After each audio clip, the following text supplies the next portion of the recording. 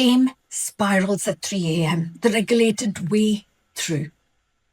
You know those nights when you wake up at 3 a.m., heart racing, brain looping through everything you should have done differently. One email you send too fast, that conversation you replay for the 10th time. The launch didn't hit that goal. You tell yourself you're just overthinking, but really what's happening in that moment isn't mental, it's biological. Your body is trying to protect you. That 3 a.m. wake up isn't sabotage, it's a safety check. Your protector part has clocked in for the night shift. During the day, you can distract yourself. There's a noise, movement, and validation. But when night falls and the world quietens, your nervous system finally has space to process what it couldn't digest earlier. And if your stress curve ran high all day, the constant pressure, the decision fatigue, the emotional labor, your system doesn't shut down when you do. Cortisol, the stress hormone, should rise in the morning and slow down when you rest. But when your brain spends all day under threat, that curve flattens. Your body gets confused and says, if I keep her awake, I keep her safe. That's why the 3 a.m.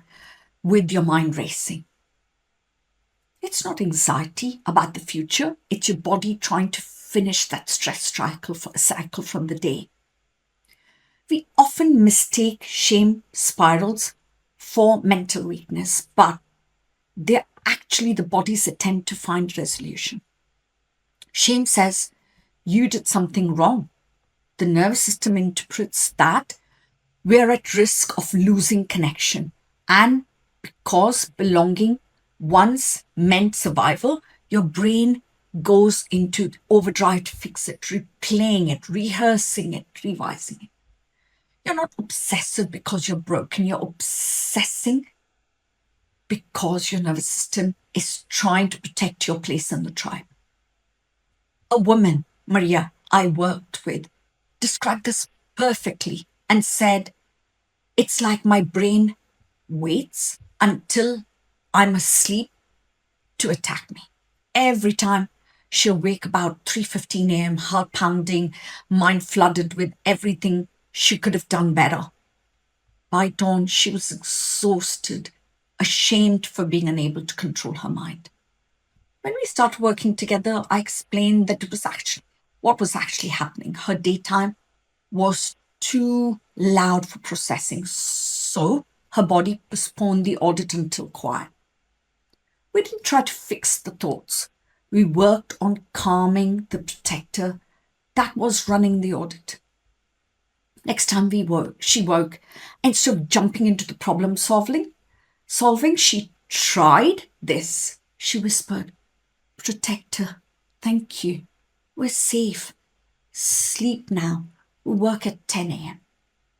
Then she focused on touching a hand on her chest, feeling that texture of the sheets with 3 slow breaths. At first, it felt awkward. Within weeks, her wake-up shortened, then disappeared. She said, I didn't stop worrying. I just stopped believing my body was against me. That's the key. Your body isn't attacking you. It's trying to keep you safe. It just needs new instructions. Now, here's the truth. Rest doesn't happen when you tell your body to relax. Rest happens when your body believes it's safe enough to. So let's teach it. Step 1, change the story. When you wake at night, so instead of saying, oh no, not again, try, my body is checking the logs. You're translating fear into care. Then add one gentle sequence. Protector, thank you. We're safe. Sleep now, work later. That single reframe stops the shame spiral before it compounds. Because shame thrives on self-blame. Gratitude breaks its pattern. Step 2, anchor in the body. Your mind spirals because it's unanchored. Anchor it through sensation. Feel your hand on your chest, on the sheets, on your fingertips. Take 3 slow breaths deep through your nose. 1, 2, 3, 4. Hold it for 2. Out breaths for 8. A longer out breath to your mouth. Each exhale tells your vagus nerve the threat has passed. That's how you return your body language safety, through signal, not through thinking. Step 3, park the thoughts. Keep a small note card by your bed labeling it parking lot. So if you worry, won't let go, write one word, just one. Invoice or hiring or email. Close your eyes, you've parked it. Your brain just needed proof that you'll come back to it later. You're not solving it, you're soothing it. But this repair doesn't just happen at 3 a.m. It begins during daylight hours. So if your days are chaotic, your nights will be loud. Your protector doesn't rest if you never show closure.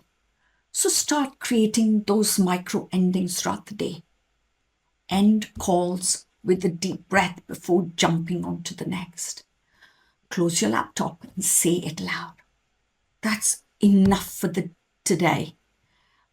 This may be silly, but your body is taking language literally. It needs clear boundaries to know that the threat is over. A female founder I work with struggled with this. She said, every night feels like I'm sleeping beside an unfinished work. We even created an evening ritual, 10 minutes at the end of each day. She would dim the lights, write down tomorrow's first 3 moves on a sticky note and whisper, you can rest now. Within a week, her 3 a.m. wake-up softened. Within a month, they disappeared. Not because her workload changed, but because her nervous system finally trusted that she would end. You can do the same. Use the break workbook, that method, each night to signal completion. Breathe one full inhale, one long exhale. Recognize what you've accomplished today. Allow whatever unfinished to exist without urgency. Keep out, like decide what stays for tomorrow and what ends here. And the last one is exit clean. Close the laptop, dim the lights, physically leave your workspace. The link to this workbook is in the comments. It's not productive, it's closure. Your protector can rest when it knows the system is closed for maintenance. During the day, support your sleep by balancing your rhythm. Getting morning light within an hour of waking. It anchors your cortisol curve so it peaks in daylight, not at night. Delay caffeine till after breakfast. Otherwise, you trick your body into false alertness. End stimulation earlier. Screens, decisions, heavy conversation. Quiet tells your body we're landing. Now, this is what nervous system healing, regulation looks like in real life. Not bubble baths, but consistent cues of safety. So if you're someone who says, I think better at night, check whether better actually means less interrupted. Many founders do their deep thinking at 10 p.m. because it's the only time they're left alone. That's not preference, that's survival. You deserve daytime safety, not nocturnal overthinking. Try moving your big decisions to early afternoons when prefrontal cortex is almost awake. End your day by writing tomorrow's first 3 moves are, and you add whatever you need to, and then truly end it. Your protector doesn't need you to be perfect. It needs to know when you can clock out. Remember this, shame and safety can't coexist. So the more you blame yourself for struggling, the louder your protective becomes. The more compassion you bring, the faster your nervous system calms. So when you wake up in the dark, don't fight your body. Talk to it. Touch it. Thank it. It's been working overtime to keep you safe. It's almost forgot that the threat is over. So say this with me. I don't fix my 3 a.m. spirals by force. I calm them for safety. You are not broken. You are a nervous system learning a new definition of safety. And that is sacred work. In your stress diary and gratitude journal, start tracking these 3 cues each day. First, light exposure. Last, screen time. 1, gratitude for quietness and stillness. You're not logging performance, you're building trust. Each note says, my system can rest without fear.